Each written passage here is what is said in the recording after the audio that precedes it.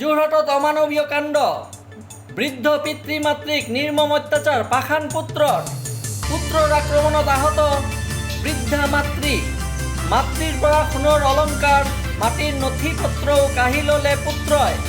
এজাহাৰ দাখিল কৰাৰ পাছতো যোৰহাট আৰক্ষীয়ে কোনো গুৰুত্ব নিদিয়াৰ অভিযোগ বৃদ্ধ পিতৃ মাতৃৰ।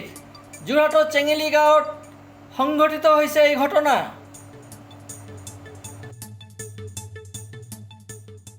हमारा लड़का ना बहुत खिसिया जाता है और कोठा तो देता है, गाली उली पड़ने लगता है। हमको बर्दाश्त नहीं होता है। हम बोला गाली काहे पड़ता है तो वो पटाख दे हमको मार देता है। आपको धुलाई करता है? हाँ मार देता है, क्या मारा है। अच्छा। मार देता है तो इसलिए हम बर्दाश्त करते, बहुत दिन से 15 बरस से हम बर्दाश्त करते। अब बर्दाश्त नहीं हुआ तब हम केस करा। अब भी घर का आदमी के क्या बोला? वो आपका दूसरा वो जो आपका पोती है, आपका बेटी है, क्या बोला? सबको करता है नतीजा, कोई को नहीं छोड़ता है। हित नाता कोई से का मतलब नहीं है। वो ड्रग्स पीता है कि नहीं दारू वारू? कुछ नहीं पीता है। शादी उदा किया कि? शादी है, उसको लड़का है 15 बरस का, 4 ठो। घर कहाँ है आपका? किंदुगढ़ी, बड़पुर, माधोपुर। क्या करते हैं आप? हम नहीं करते, हमारा हस्बैंड छोटा होटल का रहा है। कितने सालों से आपको ये पता सर क्या है मारपीट कर रहा है? मारपीट तो 15 साल से कर रहा है, बाकी दो बछड़। लड़का का नाम क्या है? मनोज साहू। मनोज साहू। हाँ, 3 महीना से 2-3 बरस से हमको अलगा खाना देता है। अलगा हम बनाते हैं खाना। बोलता है मायकी के नंदो इसको मार के इसको तड़पा के मुआएंगे। आपका नाम क्या है? कलावती देवी। पुलिस कंप्लेन किया आप? किया आया था पुलिस आज। ठीक क्या था आज में? वही थाना में है, वही थाना में से बोलता है लोग के निकालो। किसने बोला? सब आदमी बोलता है कि निकाल दो। अभी आप क्या चाहते हैं? हम चाहते हैं कि वो लिखित देगा कि हम घर में सब परिवार को मिला के रखेंगे, अच्छा से रखेंगे। मायकी को भी अच्छा से रखेंगे, माँ को अच्छा से रखेंगे, देवता के अच्छा से रखेंगे, तब उसको हम आनेंगे ना तो वही में छोड़ देंगे। ठीक है। अगले ऐसा मारपीट नहीं होना चाहिए। हाँ, आज से मारपीट होना नहीं चाहिए।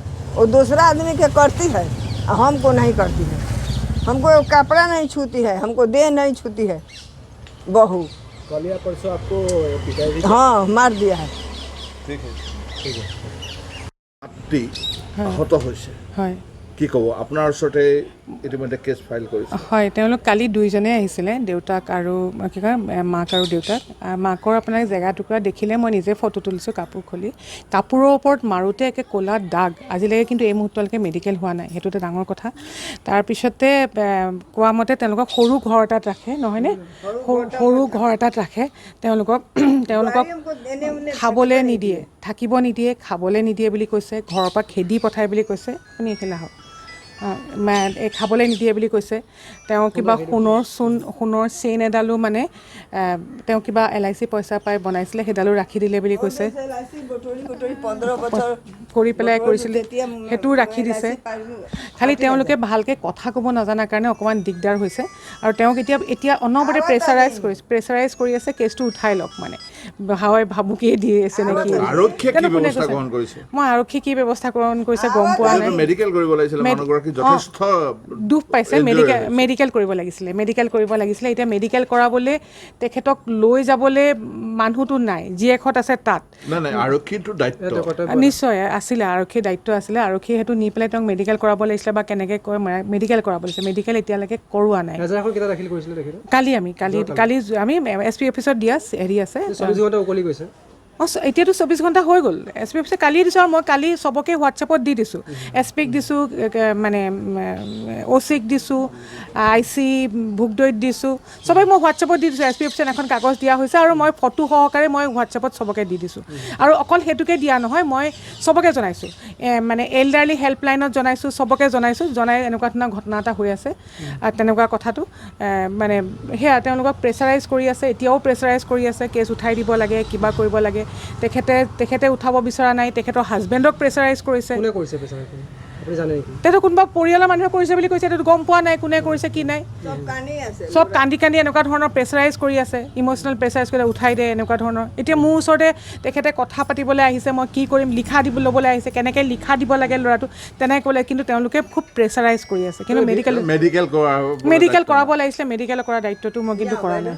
ঠিক আছে, ধাৰাটো গম পোৱা নাই মই এতিয়ালৈকে গম পোৱা নাই। বিধায়কে যথেষ্ট জখমো হৈছে, জখম হৈছে কিন্তু মেডিকেল কৰা কৰ্তব্য আছিলে। নহয় সেইটো মেডিকেলটো কৰাব লাগে, এতিয়া মেডিকেলটো কোনে কৰাব সেইটোৱে কথাটো। আৰু কি দায়িত্ব আছিলে? আৰু দায়িত্ব নিশ্চয় আছে, তেওঁলোকৰ নিশ্চয় দায়িত্ব আছে। এইটোতো আমি উকিলৰ কামটো এজাহাৰ লিখা, এজাহাৰ দিয়া, মানুহক জনোৱা, আমি কোৱা, সেইখিনিয়ে আমাৰ কাম। আমিতো পুলিচৰ থানাত গৈ পেলাই তেওঁলোকে কেনেকৈ কাম কৰিব আমিতো তেওঁলোকক শিক্ষা দিব নোৱাৰোঁ, নহয় জানো? তেওঁলোকে নিজে নিজৰ দায়িত্বটো জানে, নিজে দায়িত্বটো কেনেকৈ পালন কৰিব লাগে তেওঁলোকে জানিলে কৰিলে ভাল, সিমানটোৱে কথাটো। ব্যুৰ ৰিপৰ্ট, মায়া নিউজ।